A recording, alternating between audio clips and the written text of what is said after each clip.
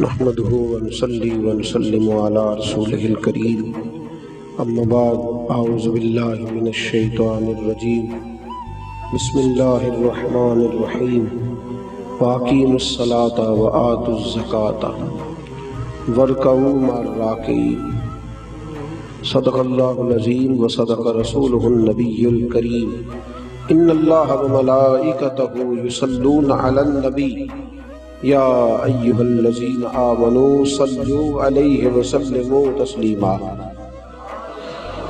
الصلاۃ والسلام علیک یا سیدی یا رسول اللہ وعلی آلک واصحابک یا سیدی یا حبیب. سارے دوست مل کے پڑھیں اور بلند آواز سے پڑھیں الصلاۃ والسلام علیک یا رسول اللہ وعلى آلك وأصحابك يا سيدي يا حبيب الله الصلاة والسلام عليك يا سيدي يا نبي الله وعلى آلك وأصحابك يا سيدي يا حبيب الله. اللهم صل على سيدنا مولانا محمد معدن الجود والكرم وآله وصحبه وبارك وسلم. حمد و صلاة کے بعد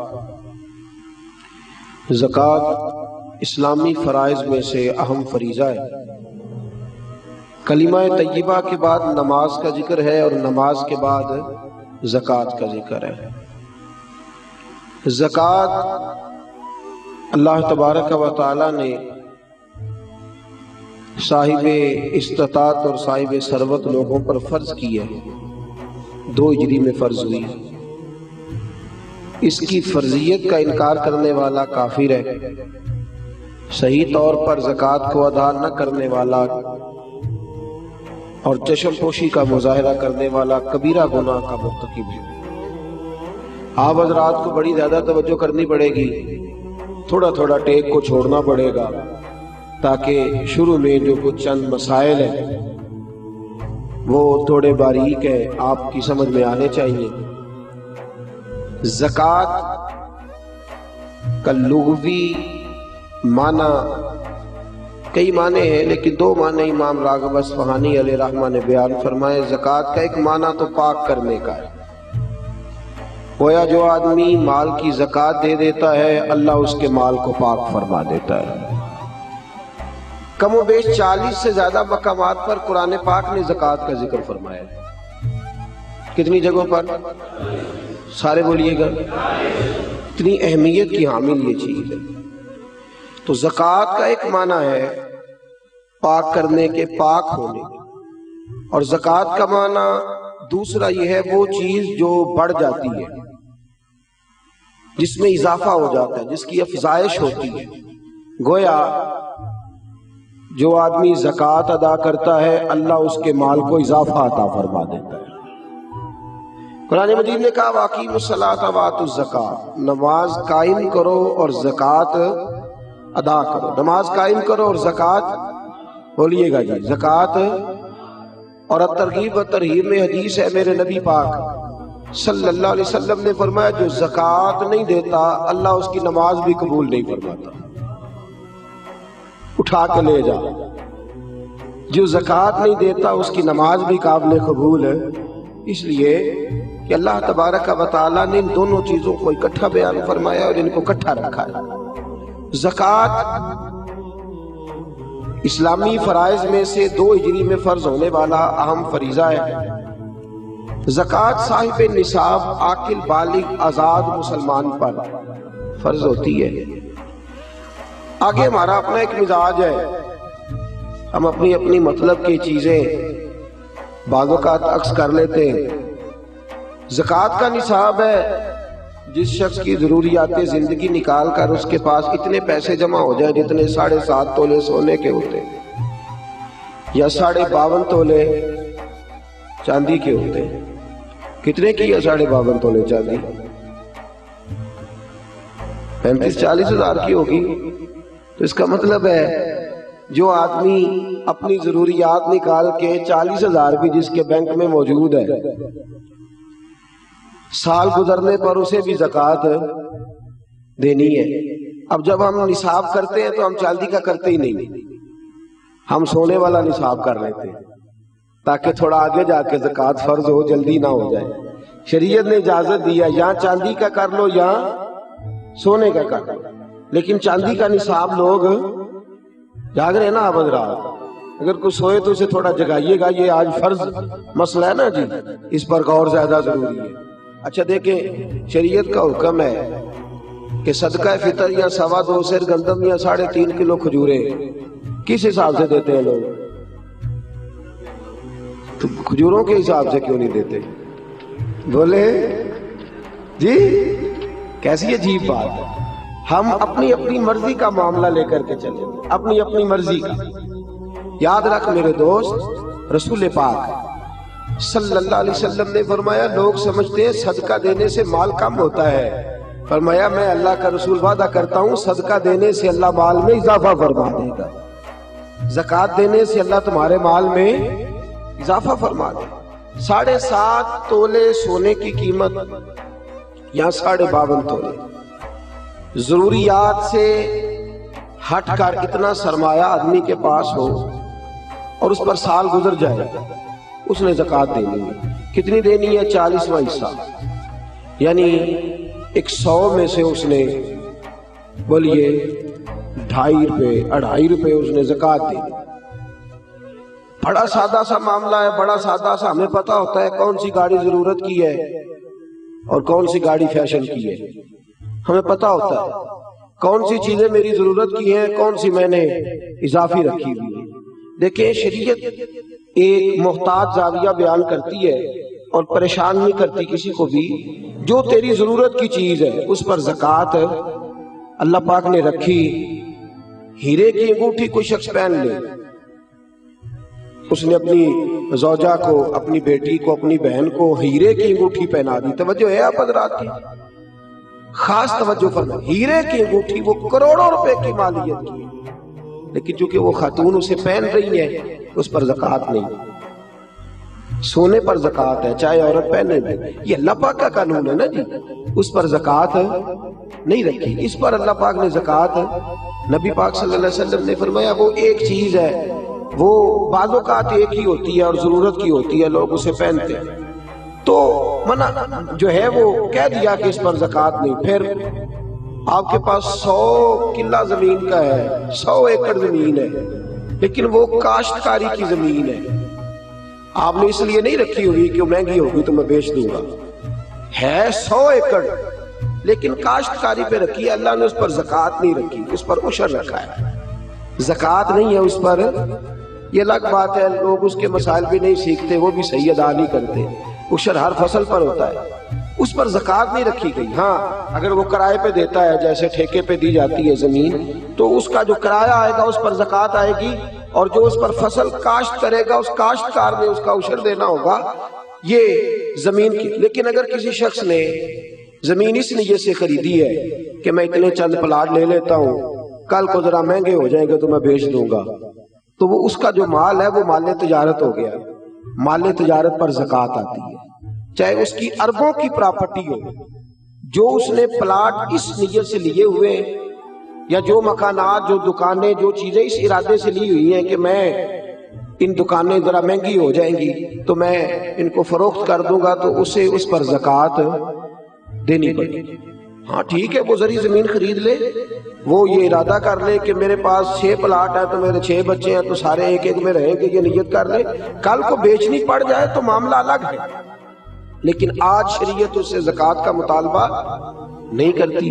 کتنا سادہ اور کتنا اللہ تبارک و تعالیٰ نے آسان رکھا ہے ہمارے لیے۔ میرے رسول کریم صلی اللہ تعالی علیہ وآلہ وسلم نے فرمایا اگر تم زکوٰۃ دے دو گے تو اپنے مال کو محفوظ کر لو گے، تم اپنے مال کو محفوظ کر لو، اور اس طرح محفوظ کر لو گے جس طرح مضبوط قلعوں کے اندر کوئی چیز محفوظ ہوتی ہے۔ زکوٰۃ دے دو گے تو تمہارا مال محفوظ ہو جائے گا، بچ جائے گا۔ پھر سال گزرنے پر زکوٰۃ دینی ہے۔ سال گزرنے سے مراد وہ والے مہینے نہیں، وہ وڈیریاں نے یاد کر لینے سون بھادو اسو تے منڈے کہنے نے جنوری فروری، تو اسلامی مہینے کدھر گئے جی؟ تو زکوٰۃ جو ہے وہ چاند کے مہینوں کے حساب سے فرض ہے، یاد رکھیں۔ اعلیٰ حضرت فاضل بریلوی رحمۃ اللہ تعالیٰ نے فتاوی رضویہ شریف میں فرمایا ہے کہ چونکہ یہی مہینے حج کے ہیں، حج کس حساب سے ہوتا ہے؟ چاند کے حساب سے. کس حساب سے بولیے گا جی؟ رمضان کس حساب سے آتا ہے؟ اس دفعہ جون کے حساب سے آیا یا اپنے حساب سے آیا ہے؟ چاند کے. تو فرمایا اللہ تبارک و تعالیٰ نے ساری عبادات تیرے اوپر چاند کے حساب سے فرض کی ہے، تو زکوٰۃ بھی اسی حساب سے تیرے اوپر فرض ہوگی. جب سال گزر جائے گا تو زکوٰۃ تیرے اوپر فرض ہو جائے گی. اب جتنا بھی مال انسان کے پاس ایسا موجود ہے کہ جو اس کی ضروریات، فقہ کے اندر کہتے ہیں اس کو حاجات اصلیہ، وہ حاجات اصلیہ سے جتنا مال بھی زیادہ ہے. ایک آدمی کو ایک موٹر سائیکل کی ضرورت ہے اور اگر اس نے 2 رکھی ہوئی ہے تو اسے دوسرے پر زکوٰۃ دینی ہوگی. ضرورت کتنی کی تھی؟ ایک کی، اس نے 2 رکھ لی. جاگ رہے ہیں نا آپ لوگ، اللہ آپ کو جزائے خیر دے. تو 2 رکھ لی اس نے، تو اس نے زکوٰۃ دینی. اب زکوٰۃ کیا ہر سال دینی ہے؟ اگر ہر سال مال کے نصاب رہے گا، میں نے کہا تھا آپ کو تھوڑا سا توجہ کرنی پڑے گی، ہر سال وہ مال کے نصاب ہوگا اور سال کے شروع سے لے کر آخر تک اگر وہ مال کے نصاب رہا تو اس نے زکوٰۃ. درمیان کے اندر اگر کمی بیشی ہو گئی، یہ بات آپ نے غور سے سنی ہے.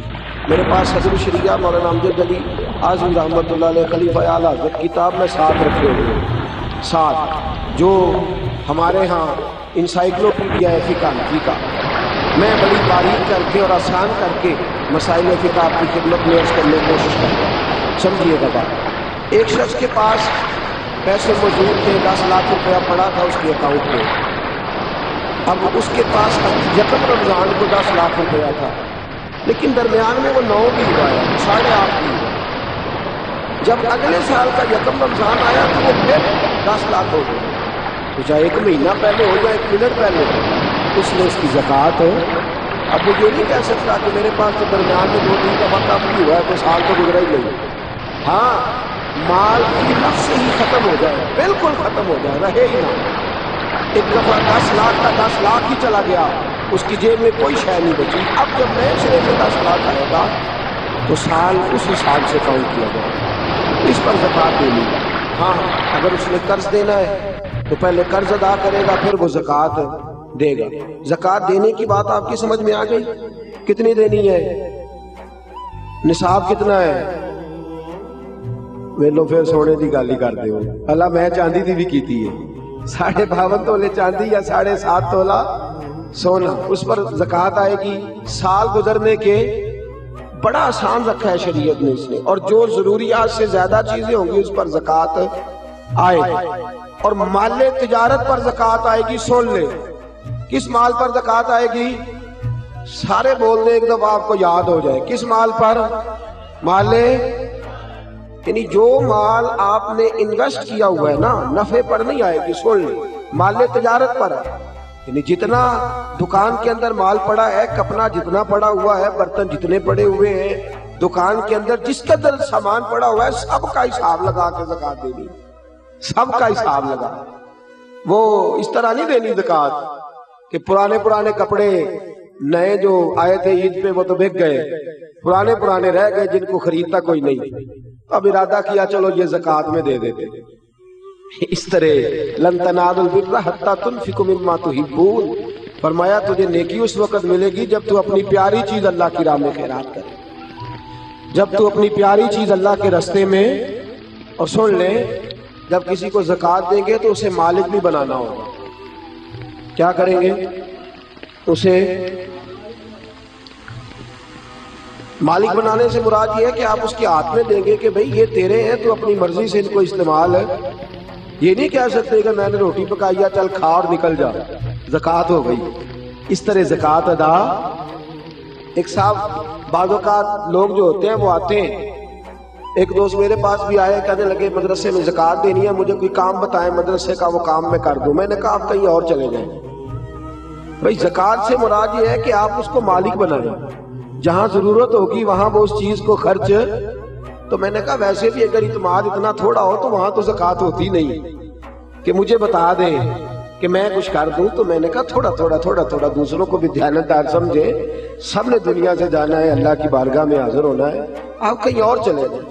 ویسے بھی ہم نے تھوڑا رویہ اور طرح کا رکھا ہوا ہے ان معاملات کے اندر، ہم ذرا ویسے ہی محتاط چلتے ہیں۔ تو عرض کرنے کا مقصد یہ ہے کہ آپ سامنے والے کو مالک بنائیں، اسے آپ مجبور نہیں کر سکتے۔ ایک مثال سنیے، اگرچہ کپڑے دینے سے زکوٰۃ ادا ہو جاتی ہے، لیکن ایک آدمی کے پاس کپڑے تو ہیں، دوائی کے پیسے نہیں، آپ اسے زکوٰۃ دیتے ہیں، کہتے ہیں کپڑے خرید لے۔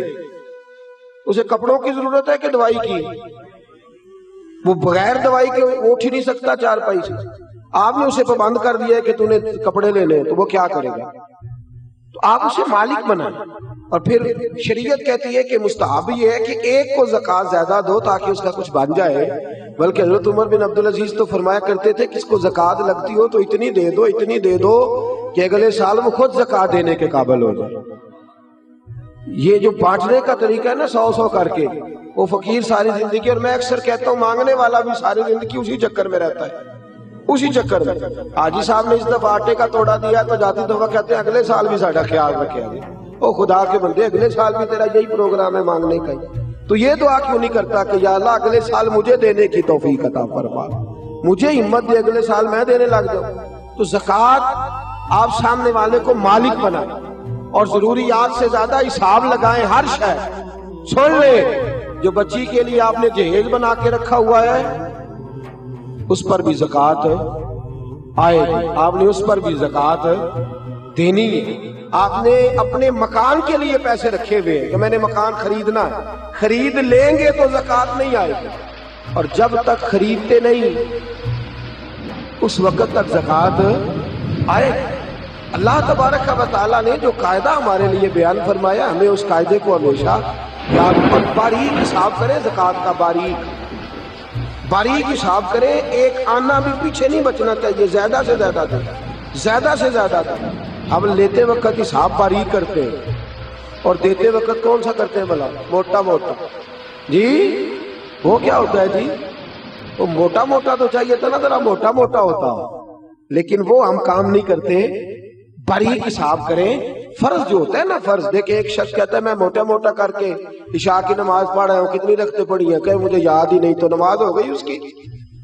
اسے پتا ہونا چاہیے میری انویسٹمنٹ کتنی ہے، میرے ضروریات کتنی ہے، اور میں نے کتنے پیسے میں بچاتا ہوں، مجھے ان پر زکوٰۃ دینی ہے۔ زکوٰۃ دینی کس کو ہے یہ سن لیں۔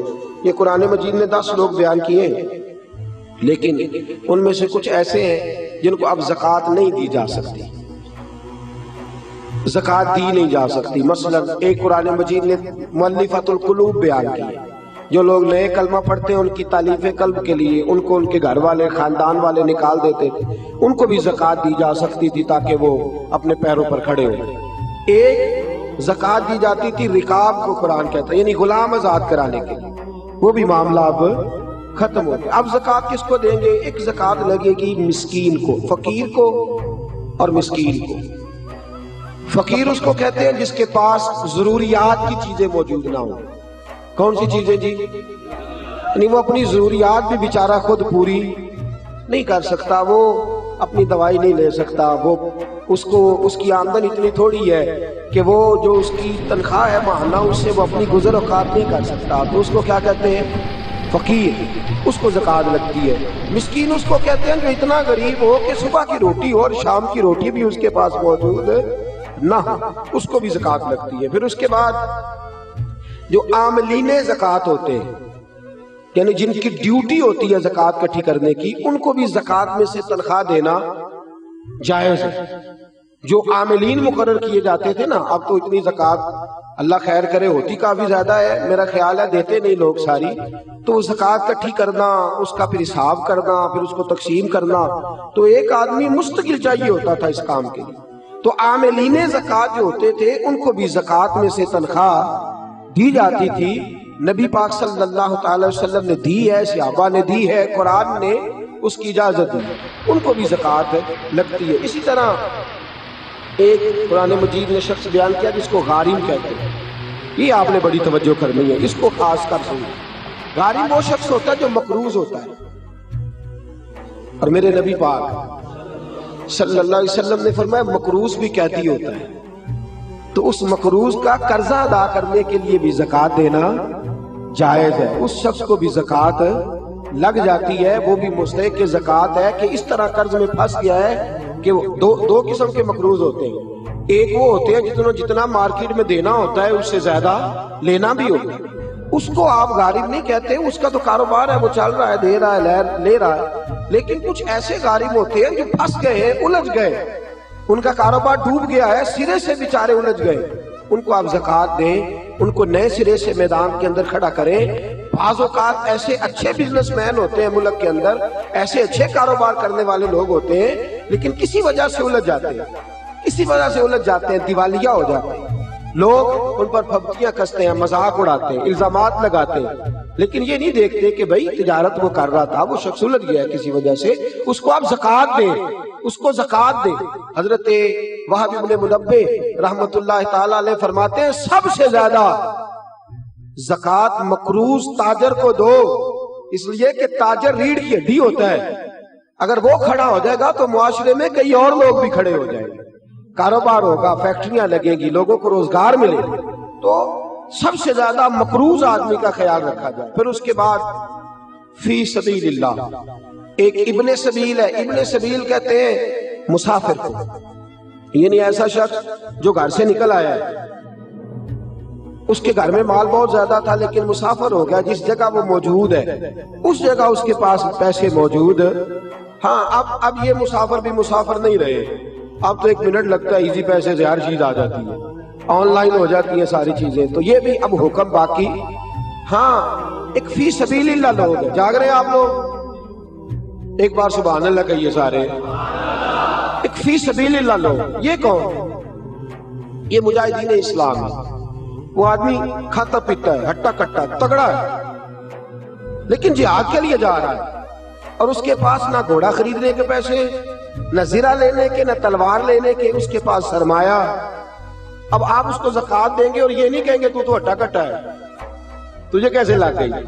شریعت کہتی ہے کہ اس کو زکوٰۃ لگے گی، اس کو زکوٰۃ دیں گے۔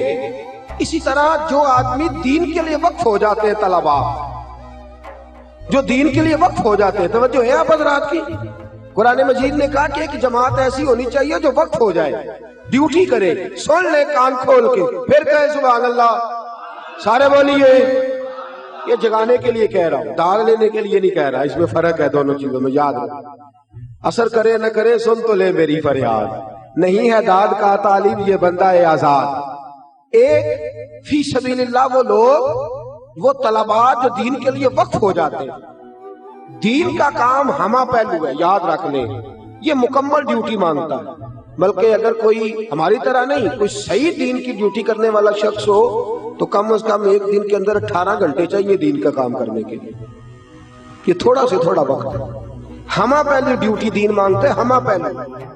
اگر کسی نے 1 گھنٹہ بات کرنی ہے تو شاید اسے 8 گھنٹے اس پر ریسرچ کرنی پڑے، ہمہ پہلو، ہمہ پہلو۔ اور پھر کوئی کس قسم کا سوال کرتا ہے، کیا کرتا ہے، اس نے فوری طور پر، اور یہ کیمسٹری، فزکس، بیالوجی پڑھانا آسان ہے، صرف نحو پڑھانا بڑا مشکل کام ہے، یہ بڑا مشکل ہے۔ اصول فقہ کے مسائل اتنے خشک ہوتے ہیں، آپ کو جو علماء جلالی نظر آتے ہیں نا، اصل بات یہ ہوتی ہے کہ وہ فقہ کے مسائل اتنے کڑوے ہوتے ہیں کہ مزاج سخت ہو جاتا ہے، یہ بڑا کٹھن مرحلہ ہے۔ ہمارے ہاں بڑی پریشانی ہے، درس نظامی کے 5 بچے ہوں نا اور وہ مکمل عالم بن جائے تو 5 ضلع سنبھال لیتے ہیں۔ ایک عالم دین کتنا علاقہ سنبھالتا ہے؟ ایک پورے ضلع کی ذمہ داریاں ایک عالم پوری کرتا ہے، لوگوں کے فقہی، جزوی، روحانی مسائل تک۔ جو جامع شریعت اور طریقت لوگ ہوتے ہیں وہ تو ڈبل ڈیوٹی کرتے ہیں عام آدمی سے، وہ ورد وظیفے کی ڈیوٹی بھی کرتے ہیں، روحانی تربیت کی بھی اور دوسری بھی۔ ہمارے ہاں اس وقت جو سب سے بڑا المیہ ہے وہ یہ ہے، لوگ کہتے ہیں مولویوں کو کی زکات دیں گے، اجی تے ماڑے نو دیاں گے۔ وہ خدا کے بندے، مدارس دینیا کے اندر جو بچے آتے ہیں وہ آتے ہی غریب گھروں کے۔ ہمارے پاس یتیم بچے ہوتے ہیں، اکثر ایسے بچے ہوتے ہیں جو اسکول کی فیس نہیں ادا کر پاتے، وہ یہاں آ جاتے ہیں، اور اتنی کثرت کرسی کا عالم ہے، اتنی کثرت کرسی کا عالم ہے۔ میں کسی اور کی بات نہیں کرتا، اپنی بات کرتا ہوں۔ ہمیں بعض اوقات 4تھے 5ویں سال میں بچے بھیجنے پڑتے ہیں، سرمایہ ہی نہیں ہے۔ ایک بڑے معتبر عالم کو بٹھا کے اس سے تربیت دلانے کا اتنا سرمایہ ہی نہیں ہے. لاکھوں روپیہ ماہانہ خرچ ہوتا ہے، بچوں کی فیسیں ہیں، کتابیں، لیکن لوگ اس جانب توجہ. ویسے بھی اللہ خیر کرے، سنیوں نے خرچ ہی بڑی جگہ پہ کرنے ہیں، عرس میں بھی دینے ہیں، نعت خاں کو بھی دینے ہیں، قوال کو بھی دینے ہیں، اور بھی بڑی جگہ ہیں. مفتی احمد یار خان صاحب فرماتے ہیں خرچ نجدی بر علوم و درس گاہ اور خرچ سنی بر قبور و خان کا. کہتے ہیں بعد مذہب ساری زندگی علم اور درس گاہ پہ خرچ کرتا ہے، اور سنی اللہ خیر کرے تو مزار ہی پکے کراتا رہتا ہے، وہ گنبد ہی نیا بنتا ہے. اور ابھی بابا جی نے دفن ہونا ہوتا ہے، اس سے پہلے ہی انہوں نے سنگ مرمر لگوا لیا ہوتا ہے. وہ خدا کے بندے ہو سکتا ہے تو مدینہ ہی مر جائے، وہاں گیا عمرے پہ وہیں رہ جائے. یہ کس قسم کا مزاج ہم نے اپنایا؟ ہماری درس گاہیں ویران ہیں، علماء کی کتابیں لکھی بھی پڑی ہیں، چھاپنے کو سرمایہ نہیں. حالات دگرگوں ہیں. دین کا کام کرنے والے کچھ لوگ تو ایسے ہیں میری طرح جو دو چار جملے بول دیتے ہیں عوام میں آ جاتے ہیں. کچھ ایسے لوگ ہیں جو خالص علمی لوگ ہیں، بیٹھ کے پڑھا رہے ہیں، ساری زندگی گزر جاتی. ہم نے اپنے استاد گرامی حضرت مفتی عبداللطیف صاحب قادری رحمت اللہ علیہ کو دیکھا ہے. مفتی صاحب پوری ڈویژن کے استاد تھے، ڈویژن کے استاد. حضرت الحاج حافظ حمید اختر صاحب رحمت اللہ تعالی علیہ سے لے کر حضرت شبیر شاہ صاحب حافظ آبادی تک ڈھیروں اور ہزاروں لوگ ان کے شاگرد تھے. لیکن وہ مدرسہ پڑھا کے تو بعد میں آ کے سائیکل کو پنچر لگایا کرتے تھے، اس لیے کہ روٹی پوری کرنے کو پیسے، وہ کہتے تھے یہ ڈیوٹی لگا دی ہے بزرگوں نے، ادا کرنی ہے.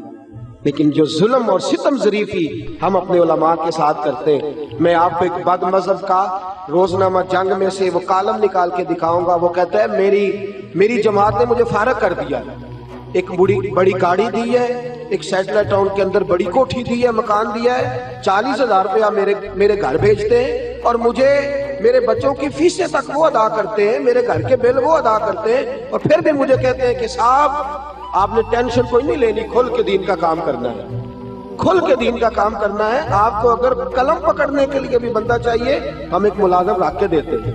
ہمارے علماء مزدوروں کی طرح ڈیوٹی کرتے ہیں، میں جانتا ہوں، مزدوروں کی طرح ڈیوٹی کرتے ہیں، دین کی مزدوروں کی طرح. اور ہماری قوم پوچھتی ہے مولوی صاحب روز نئے کپڑے پہنتے ہیں، ہم نے تو بڑی کوشش کی تھی مر جائے، ابھی تک بچا ہوا ہے، ابھی تک بچ گیا ہے. سنا ہے یہ گاڑی میں پھرنے لگا ہے، اس کو تو چاہیے تھا سائیکل چلاتا ساری زندگی اور سائیکل سمیت قبر میں جاتا. یہ کس چکر میں آ گیا؟ خدا را کچھ غور کریں. مدارس کی حالت خستہ دیگرگوں ہے. مدارس وہ لوگ چلاتے ہیں جو طلباء کو وظائف دیتے ہیں. بات دور چلی جائے گی، ابھی مجھے کچھ باتیں اور عرض کرنی ہے فضائل کے لحاظ سے. حضرت امام اعظم ابو حنیفہ، بچے پڑھتے کیسے؟ حضرت امام اعظم ابو حنیفہ، ان کے شاگرد ہیں امام ابو مالک، اور صاحبین میں بڑا مقام ہے امام ابو مالک کا فتوے کے لحاظ سے، بڑی پائے کی شخصیت ہے. اور یہ وہ امام ابو مالک ہے جن کو ہارون رشید نے قاضی بنایا تھا، چیف جسٹس بنایا تھا پورے امت مسلمہ کا. حضرت امام ابو مالک کے جو والد تھے بچپن میں فوت ہو گئے، 4 بہنیں تھیں، اتنا سرمایہ نہیں تھا. تو امام صاحب بڑے ذہین تھے، اماں نے اٹھا کے نا ان کو مدرسہ سے تو ان کو ایک دھوبی کے پاس کام سیکھنے بٹھا دیا کہ کپڑے دھونے کا طریقہ سیکھ جائے. تو فرماتے ہیں میں کپڑے دھونے کا طریقہ سیکھنے جاتا تو رستے میں امام اعظم کا مدرسہ تھا. آپ زندگی میں جتنے لوگوں کو دیکھیں گے کوئی کمال کیا ہے وہ غریب گھروں سے تعلق رکھتے ہیں. انہوں نے ٹھوکریں کھائی ہیں تو محنتی ہو گئے، ٹھوکریں کھائی. تو کہتے ہیں رستے کے اندر امام مالک کا مدرسہ، امام اعظم کا مدرسہ تھا. تو مجھے چونکہ شغف تھا، میں وہاں سے آواز سنتا قرآن کی، فقہ کی، حدیث کی، تفسیر کی، تو میرا آگے بڑھنے کو دل نہ کرتا، میں وہی بیٹھ جاتا. 1-2 دن میں طلباء میں بیٹھا، امام صاحب کی نظر میں بڑا کمال تھا. انہوں نے کہا بیٹے آگے آ جا. آگے آ گیا، نام پوچھا، کہا بیٹے تو پڑھا کر. فرماتے ہیں میں پورا مہینہ امام صاحب کے پاس پڑھتا رہا. مہینے کے بعد اماں نے کہا بیٹا تنخواہ. تو میں نے کہا اماں تنخواہ تو وہ دے گا نا جو ڈیوٹی پہ جاتا ہو، تو میں تو پڑھ کے آ جاتا ہوں. کہتے میری اماں جلال کے اندر آئی اور حضرت امام اعظم کے پاس گئی، کہنے لگی تو بچہ ہے مولوی، تجھے خیال کرنا چاہیے، وہ تو بچہ ہے، تو نے میرا بیٹا بٹھا لیا، میری 4 بیٹی ہیں، کون روٹی دے گا؟ خیال کر، کبھی مسلوں سے بھی پیٹ بھرے. حضرت امام اعظم ابو حنیفہ اماں کی جلالی باتیں سن کے کہنے لگے اماں اسے دین پڑھنے دے، ایک وقت آئے گا بادشاہوں کے تخت کے بیٹھ کر حلوے کھایا کرے. بادشاہوں کے تخت پہ بیٹھے گا یہ اور حلوہ کھائے گا۔ کہنے لگی مولوی مجھے خواب نہ دکھا، کہاں میرا بیٹا اور کہاں بادشاہ، کہاں ہمارا گھر۔ جس طرح آج بڑا اعلیٰ کھانا غذا ہوتا ہے نا، اس زمانے میں حلوہ کسی کے گھر میں پکتا تھا، بڑی غذا ہوتی۔ 40 سال بیت گئے، امام اعظم کا انتقال ہو گیا۔ اچھا ہوا کیا؟ امام اعظم نے پوچھا تمہارے گھر کا خرچہ کتنا ہے؟ تو اماں کہنے لگی 4 دینار مہینے کے۔ اگر کوئی شعیب آئے میسر، شبانی سے کلیمی 2 قدم ہے، اگر کوئی شعیب آئے میسر، شبانی سے کلیمی 2 قدم۔ حضرت امام اعظم ابو حنیفہ کہنے لگے 4 دینار اماں تیرے گھر میں ہر مہینے پہنچ جایا کریں گے، بچے کو پڑھنے دے، اس کا خرچہ میں دوں گا، جس کو آج آپ وظیفے کا نام دیں۔ آپ نے ان کو پڑھایا، عالم بنے، اور جب پڑھ گئے، قاضی بن گئے، ہارون رشید کے دربار میں امام صاحب وصال کر گئے۔ 40 سال کے بعد وہ واقعہ ہوا کہ اماں کو خط لکھا کہ اماں آ دیکھ تیرے بیٹے کو اللہ نے کتنی عزتیں عطا فرمائی ہے۔ تو اماں گھوڑے پہ بیٹھ کے بغداد گئی، تو ہارون رشید نے کوئی مسئلہ پوچھنا تھا، تو لوگ سارے چلے گئے، تو تخت پہ بیٹھا ہے، حلوہ پکا ہوا تھا۔ کہنے لگا امام صاحب یہاں آ جائے میرے پاس۔ حلوہ بھی کھاتے رہے اور مجھے بات بھی سمجھاتے رہے۔ آپ اس وقت حلوہ کھا رہے تھے، بادشاہ کے پاس اماں پہنچی، پردہ جیسے ہی اٹھا کے سامنے دیکھا تو چیخ مار کے روئی۔ کہا اماں تجھے کیا ہوا؟ کہنے لگی اللہ ابو حنیفہ کی قبر پہ رحم کرے، اس نے 40 سال پہلے کہا تھا رب نے دین کی برکت سے آج میرے بیٹے کو وہ عزت عطا فرما دی۔ تو خدا را مدارس دینیہ کی طرف ضرور خیال کریں۔ مدارس قلعے ہیں دین کے، علماء کو جس طرح ہم نے بے آبرو کر دیا ہے اور جس حال کے اندر ہم نے چھوڑ دیا ہے، میں فرشتہ ہونے کا اعلان نہیں کرتا، کمیاں کوتاہیاں ہیں کمی کوتاہی، لیکن میرے دوست کس جگہ نہیں ہوتی، ہر جگہ ہے۔ تو برائے مہربانی یہ جہاں زکوٰۃ کا آپ ہر جگہ مصرف بیان کرتے ہیں، وہاں مدارس تک زکوٰۃ لے کے جائیں اور عزت کے ساتھ دے کے آئیں، عزت کے ساتھ۔ گلا تھک جاتا ہے شور کرتے کرتے، لیکن لوگ کہتے ہیں دیکھیں گے، سوچیں گے، وقت لگائیں گے، آپ کو بتا دیں گے، آپ انتظار کیجئے گا، ہاتھ باندھ کے ہم آئیں گے۔ خدا کے بندے، یہ رسول صلی اللہ علیہ وسلم کا دین ہے، کس طرح کا ہم نے رویہ رکھا ہوا ہے۔ اللہ ہمیں سمجھنے کی توفیق عطا فرمائے، آمین تو کہہ دیں۔ تو میرے دوستو، زکوٰۃ، اب یہ ہو گئے کچھ مسائل، اب کچھ فضائل سنیں۔ میرے رسول پاک صلی اللہ علیہ وسلم نے فرمایا قرآن مجید کی آیت کی روشنی میں، مثل الذین ينفقون اموالهم فی سبیل اللہ کمثل حبۃ انبتت سبع سنابل فی کل سنبلۃ حبۃ واللہ یضاعف لمن یشاء۔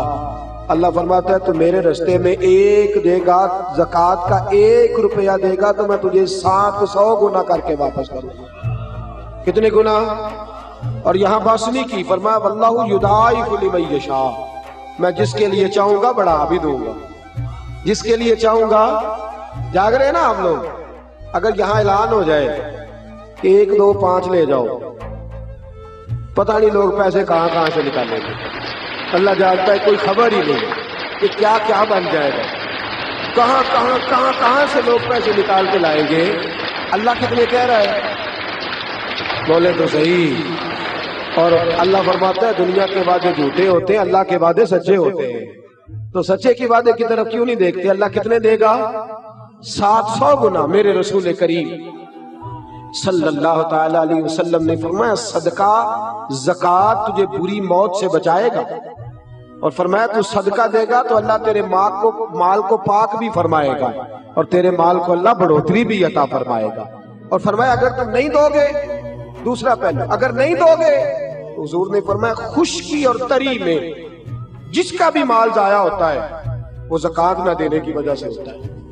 جس نے زکوٰۃ دے دی اس نے اپنا مال محفوظ کر لیا۔ اگر کبھی ہمارا نقصان ہو تو ایک دفعہ سوچنا ضرور چاہیے کہ کہیں ایسا تو نہیں کہ میں نے زکوٰۃ میں ڈنڈی ماری ہے۔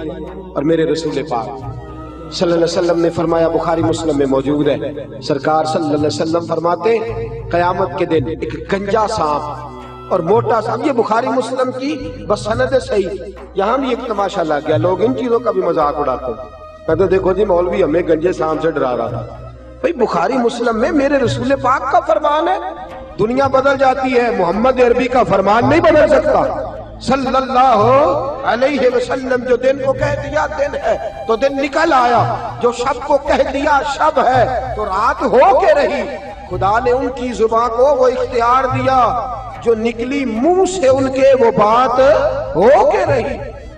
میرے نبی کریم علیہ السلام نے فرمایا اگر تو زکات نہیں دے گا تیرا مال گنجا سام بن کے قیامت میں تیرے گلے میں لٹک جائے گا، جب تو اسے پیچھے کرے گا تو کہے گا نا مالو کا انا کنزو کا، مجھے پیچھے کیوں اٹھاتا ہے، میں تیرا مال ہوں، میں تیرا خزانہ ہوں۔ وہاں تو گن گن کے رکھتا تھا، 10 والے الگ، 50 والے الگ، 100 والے الگ، اور یہاں تو اب مجھے دور ہٹا رہا ہے، مجھے سینے سے لگا۔ میرے رسول پاک صلی اللہ علیہ وسلم فرماتے ہیں مرنے سے لے کر قیامت تک وہ مال روز قبر میں آ کے اسے ڈسے گا، اور اتنا ڈسے گا کہ پریشان ہو جائے۔ میرے دوست جنہ لی تو پاپ کمائے، ہن دس نہ کتنے نہیں ہو تیرے گھر دے، چھوڑ کے تو چلا گیا ہے۔ بچے تو تیرے لیے سالے ثواب کرتے ہوئے ڈر رہے، لاکھ اور کروڑوں کی جائیدادیں لوگ چھوڑ گئے، پیچھے سے کوئی ڈھب سے یہ سالے ثواب بھی کرنے کو تیار نہیں۔ مال کون دیتا ہے؟ شک ہے کوئی؟ کون دیتا ہے؟ زکوٰۃ کا حکم کون دیتا ہے؟ تو جب دیتا ہے تب کیوں نہیں منع کرتے کہ ہم نے نہیں لینا؟ جب وہ کہتا ہے واپس کرو تو لوگ اڑ جاتے ہیں، لوگ پریشان ہو جاتے ہیں۔ جی معاملہ ہے ہمارا بھئی، اللہ پاک ہمیں نفع دیتا ہے، اللہ ہمیں اجر دیتا ہے۔ جس کی 5 لاکھ مرلہ زمین تھی، خدا نے اس کی 5 لاکھ کی مرلہ کر دی، اور خدا کا بندہ زکوٰۃ دینے کو تیار نہیں ہوتا، وہ اڑا ہوا ہے۔ سنیں ابن تفسیر کبیر امام رازی کی، حضرت امام رازی نے لکھا ہے، صاحب جو منصور امام سیوطی نے لکھا ہے کہ رسول پاک صلی اللہ علیہ وسلم کی خدمت میں ایک شخص آیا، کچھ لوگوں نے نام بھی بیان کیا صحابہ بن ابی آدم، لیکن بہت سارے محدث کہتے ہیں کہ نہیں کوئی اور شخص تھا۔ بہرحال اس اختلاف سے بچتے ہوئے یہاں تک بہرحال ثابت ہے کہ وہ ایک شخص تھا، وہ آیا در رسالت مآب کے صلی اللہ۔ اٹھیے گا ذرا، جاگیے گا ذرا، کھولیے گا ذرا آنکھیں، یہ رنگ بھی ذرا ملاحظہ فرمائیے گا، اس انداز کو بھی دیکھیے گا۔ آیا کہنے لگا حضور غریب ہوں، ماڑا ہوں، دعا کر دے اللہ مجھے پیسے دے دے، اللہ مجھے۔ میرے پاس بھی ایک دوست آئے محبت کے ساتھ، کہنے لگے حضرت جی دعا کرو، تسی بڑے پریشان رہندے، دعا کرو مینوں اللہ پیسے دے، میں بڑے دیاں گا مدرسے میں۔ میں کہ یا اللہ انہوں 10 کروڑ دے، 9.5 کروڑ تیرے رستے تے دے چھڑے۔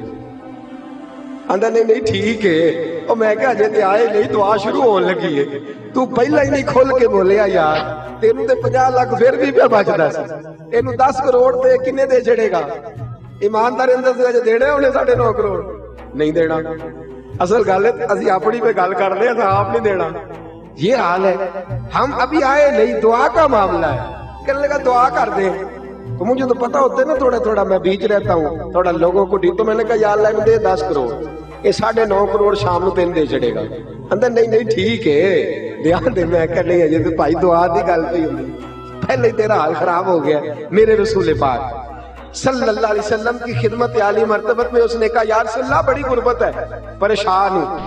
تو حضور علیہ الصلوۃ والسلام نے فرمایا تو جس حال میں ہے بہتر ہے، تو جس حال میں ہے قبولیت نیچے آ جاتی ہے۔ آپ فرماتے ہیں کہ عنایت کا صحرا، اجابت کا جوڑا، دلہن بن کے نکلی دعائے محمد، دلہن بن کے نکلی اجابت قبولیت کہتے ہیں۔ فرماتے ہیں اجابت نے جھک کر گلے سے لگایا، قبولیت خود نیچے آ گئی، اجابت نے جھک کر گلے سے لگایا بڑی ناز سے جب دعائے محمد، کیونکہ خدا کی رضا چاہتے ہیں دو عالم، خدا چاہتا ہے رضائے محمد صلی اللہ علیہ۔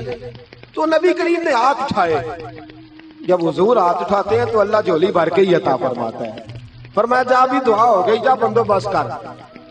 وہ کہتا ہے میں نے 4 بکریاں لے لی، تھوڑے دن گزرے تو 400 چند مہینوں میں، پتہ نہیں کہاں سے اور خریدی گئی، کیسے ہو گیا۔ کہتا ہے مجھے کوئی سمجھ نہیں، خود کہتے کوئی سمجھ نہیں آئی۔ پھر وہ ہزاروں میں ہو گئی، مدینے کی گلیاں تنگ ہو گئی، کوئی حویلی نہ بچی جہاں رکھ سکوں۔ پہلے 5 نمازیں مسجد میں، پھر فجر عشاء رہ گئی، پھر کوئی دیہاڑے گزرے تو جمعہ آ گیا، پھر کچھ وقت گزرے تو دور چلے گئے، کبھی کبھی آنے لگے۔ بڑا مال کس نے دیا؟ دعا کس نے فرمائی؟ 2 ہجری میں زکوٰۃ فرض ہو گئی۔ میرے نبی پاک نے حضرت ابو ہریرہ اور 2 صحابہ کو بھیجا، فرمایا اسے کہو زکوٰۃ دے۔ اس نے جب دیکھا نا کہ 5 اونٹوں پر ایک بکری دینی پڑے گی، تو یہ کروڑ روپیہ ہویا تو 2.5 لاکھ دینا پڑے، پریشان ہو گئے۔ پہلے تو کہنے لگا آپ آگے سے لے آئیں، واپس آئیں تو میں صاف کرتا ہوں، میرا ذرا صاف لگا ہے۔ چلے گئے صحابہ واپس آئے، کہا ہاں بھائی. میں نے لگا یار یہ کوئی جزیے کی یہ کوئی ٹیکس نہیں بن گیا اسلام میں بھی.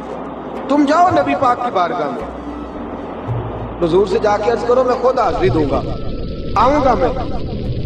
اللہ.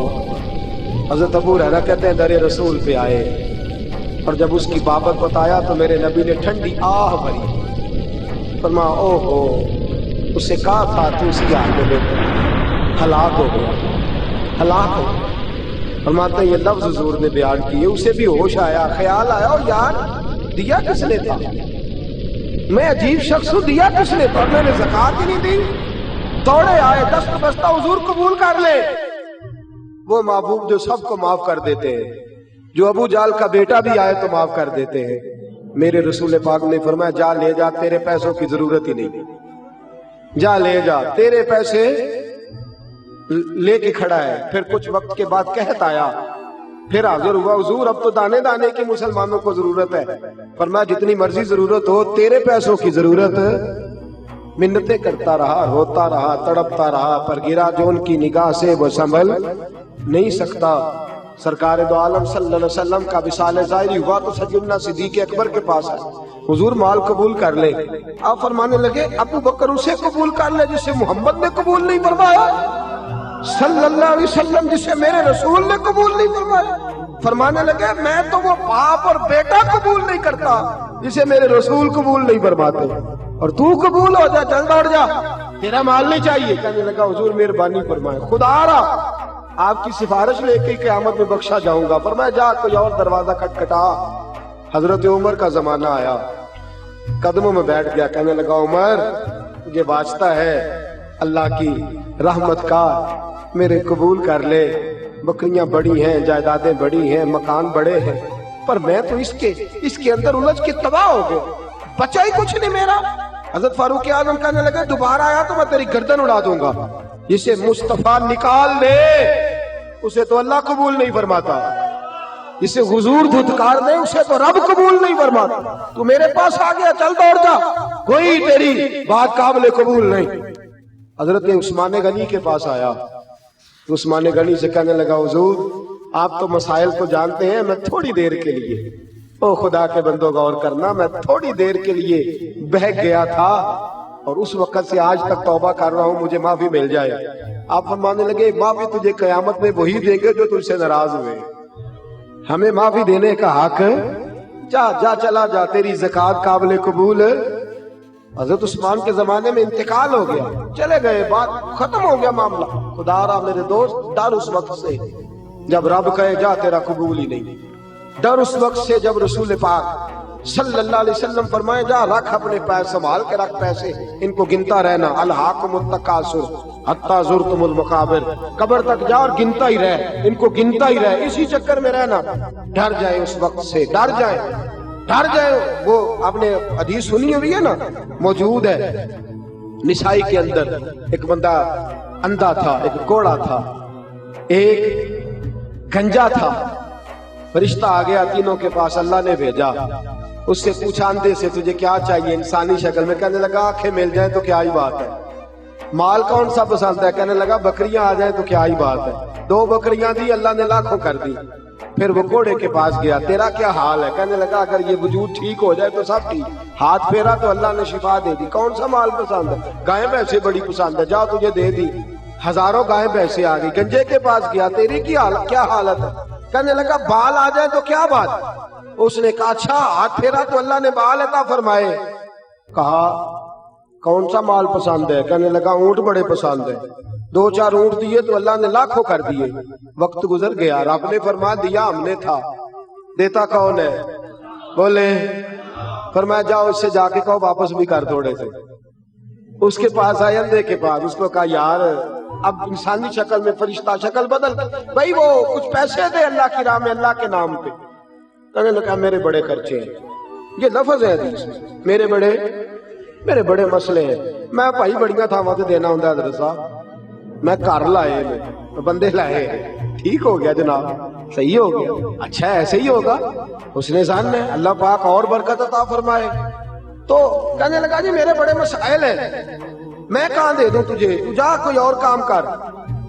میرے نبی پاک صلی اللہ علیہ وسلم فرماتے فرشتہ کہنے لگا میں نے تو سنا ہے تو پہلے اندھا تھا، بھوکا ننگا تھا، کچھ بھی نہیں تھا. کہنے لگا خبردار تجھے کس نے کہا، میرا تو دادا بھی بڑا امیر تھا، پردادے کی بھی کیا ہی بات، دوڑ جا. اس نے کہا چل جیسا تو تھا ویسا ہی. اللہ اکبر اللہ اکبر. میرے دوست غریب آدمی امیر ہو جائے تو بچ جاتا ہے، امیر اگر کبھی غریب ہو جائے تو پھر پھنس جاتا ہے، مشکل ہو جاتا ہے. تڑپ اٹھا، آنکھیں بھی رب نے لے لی، مال بھی اللہ نے لے لیا، روتا ہے تڑپتا ہے معافی مانگتا ہے، پر اب اسے معافی. پھر وہ آیا گھوڑے کے پاس، تیرا کیا حال ہے؟ تو کہنے لگا بڑے پیسے ہیں، خیر صلی اللہ. تو کہنے لگے اللہ کے رستے میں دے. کہنے لگا خرچے ہی بڑے ہیں، بڑے مسائل، بڑی پریشانی ہے، بڑے معاملات ہیں. اس نے کہا میں نے سنا تو پہلے کوڑا تھا، کچھ بھی نہیں تھا تیرے پاس. خبردار زبان سنبھال کے بات کہا، میں تو دادا پردادا رئیس اعظم ہوں، تو کس چکر میں بھول گیا اپنا پچھلا سارا دور. اچھا اگر ایسا ہے تو جیسا تو تھا ویسا ہی ہو جا. پھر سے معذور ہو گیا، پھر سے فالج زدہ ہو گیا، سارا مال تباہ ہو گیا. محبوب پاک فرماتے ہو بھائی ساری انگلیاں ایک برابر نہیں ہوتی. گنجے کے پاس گیا فرشتہ اور جا کے کہا اللہ کے نام پہ کچھ دے. اس کی تو چیخ ہی نکل گئی، وہ تڑپ اٹھا. کہنے لگا تو بول میں کیا دوں، تو ہاتھ رکھ سارا ہی میرے رب کا ہے. اور پھر تڑپ کے کہنے لگا مجھے زمانہ یاد ہے، میں تو گنجا تھا، لوگ نفرت کرتے تھے، میرے پاس کوئی بیٹھتا نہیں تھا. اور کہا حال میرا یہ تھا کہ میں کوڑی کوڑی کا محتاج تھا. عرش کے مالک نے کوئی مسیحا بھیجا ہے، اس نے ہاتھ رکھا ہے، خدا نے شفائیں بھی دی ہیں، عطائیں بھی دی ہیں، سارا کچھ میرے رب کا ہے. تو جتنی چیزوں پہ ہاتھ رکھے گا میں ساری تجھے دے دوں گا. فرشتہ کہنے لگا مال بھی تجھے مبارک ہو، حسن بھی تجھے مبارک ہو، جائیداد بھی تجھے مبارک ہو. تو بڑا کھرا نکلا ہے اور تو نے اپنا مال پکا کر لیا ہے. اب جب تک تو زندہ رہے گا خدا تجھے اسی طرح موج میں ہی زندہ رکھے گا، اسی طرح تو زندہ رکھے گا. تیرے عروج کو کبھی زوال نہیں آئے گا، تیری عزت کو کبھی ذلت نہیں آئے گی، تیرے اس بلندی کو کبھی پستی نہیں ملے گی. خدا را اگر بلندیاں چاہتے ہو زکوٰۃ صحیح ادا کرے، زکوٰۃ صحیح ادا کرے، ٹٹول کے ادا غور کرے، اور زکوٰۃ لینے والے بھی خیال کریں. یہ ایسا تو نہیں کہ ہم غلط انداز میں زکوٰۃ لے رہے ہیں، ہماری بنتی نہیں اور ہم اس چکر میں پڑے ہوئے ہیں. بہت بڑا مسئلہ ہے، اس کو یاد رکھ. خبردار میرے رسول پاک کے گھر میں بھی کئی مہینے چولہا نہیں جلا، لیکن فرمایا میری اولاد پر حرام ہے اگر صدقہ زکوٰۃ لے. خیال کریں، خودداری اور عزت نفس کی زندگی گزارے. دیار عشق میں اپنا مقام پیدا کر، نیا زمانہ نئے صبح و شام پیدا کر. میرا طریق امیری نہیں فقیری ہے، خود ہی نہ بیچ غریبی میں نام پیدا کر، خود ہی نہ بیچ غریبی میں نام پیدا. دونوں طرف خیال رکھیں میرے دوستو، صحیح زکوٰۃ ادا کریں، اس کے مسائل سے آگاہی حاصل کریں. اگر آپ زکوٰۃ دینے والے ہیں اور آپ کو حساب میں کوئی پریشانی ہے تو علماء کے پاس بیٹھے، علماء اہل سنت کے پاس، وہاں سے اپنے معاملے کو اچھے طریقے سے حل کریں، حساب کر کے صحیح زکوٰۃ آپ خرچ کریں. اور زکوٰۃ دینے والے بھی خاص کر کے احتیاط کریں کہ وہ شخص جو بلا وجہ یہ کام کرے گا، قرآن مجید کہتا ہے وہ جہنم کی آگ سے اپنے پیٹ کو بھرے گا. وہ بھی اس بات کا خاص خیال کرے کہ یہ بڑا مشکل مرحلہ ہے، یہ سرمایہ یہ بڑا مشکل ہوتا ہے، اس سے بچے جتنی احتیاط ہو سکتی ہے. میرے رسول پاک صلی اللہ علیہ وسلم نے فرمایا تو زکوٰۃ دے، اللہ تیرے مال کو بڑھا دے گا. تو زکوٰۃ دے، رب کریم تیرے مال کو مضبوط قلعوں کے اندر بند کر دے گا. اللہ پاک صحیح معنوں میں سمجھنے کی توفیق عطا فرمائے. ہمیشہ بدعت خیر الانام میں گزرے. دعا ہے یہ عمر درود و سلام میں گزرے. آخر دعوانا